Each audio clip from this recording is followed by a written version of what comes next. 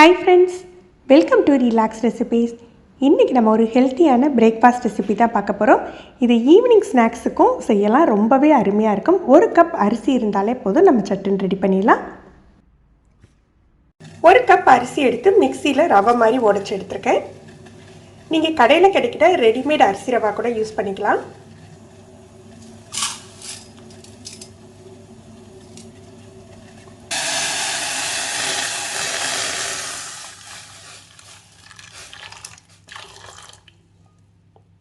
இதில் 1.5 கப் அளவுக்கு நல்ல சூடான தண்ணி சேர்த்துருக்கேன். அரிசி ரவை அப்படிங்கிறதுனால இந்த மாதிரி ஊற வச்சுக்கிட்டு செஞ்சிங்கன்னா உங்களுக்கு நல்லா சாஃப்டாக இருக்கும். இது அப்படியே கொஞ்சம் நேரம் ஊறட்டும்.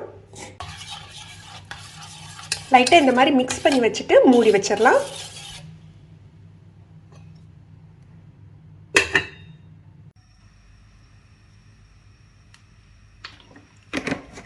ஒரு டீஸ்பூன் எண்ணெய் விட்டுக்கலாம். கடுகு உளுந்தம்பருப்பு கொஞ்சம் எக்ஸ்ட்ரா போட்டுக்கலாம்.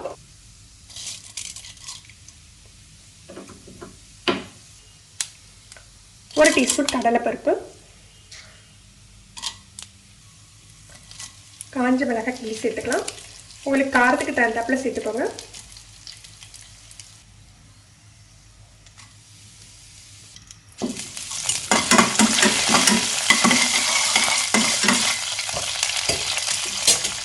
ரெண்டு கப் அளவுக்கு தண்ணி சேர்த்துக்கலாம். ஒரு கப் அரிசி ரவை எடுத்துருக்கோம்.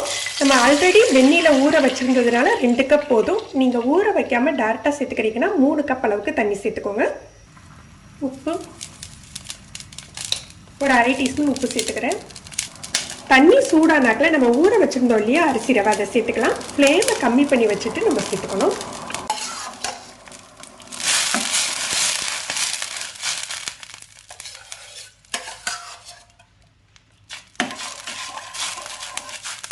இது லோ டு மீடியம் ஃப்ளேமில் குக் ஆகட்டும்.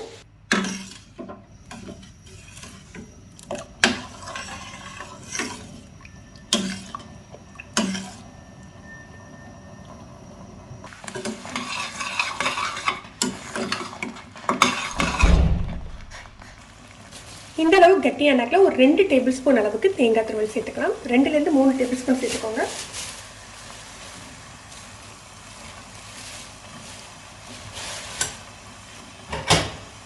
சேர்த்து இது நல்லா மிக்ஸ் பண்ணி விட்டுலாம்.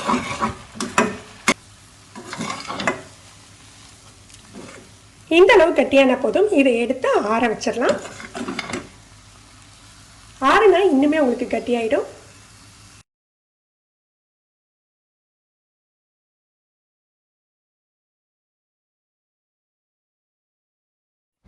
கை பொறுக்கிற சூடு வந்தாக்களே இந்த மாதிரி உருண்டைகள் ஆக்கிக்கலாம். சின்ன எலுமிச்சம்பழ சைஸில் உருட்டி எடுத்துருக்கேன்.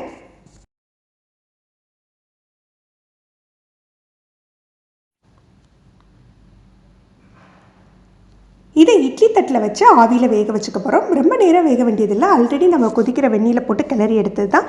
5 நிமிஷம் வேக வச்சாலே போதும், உங்களுக்கு தயாராகிடும்.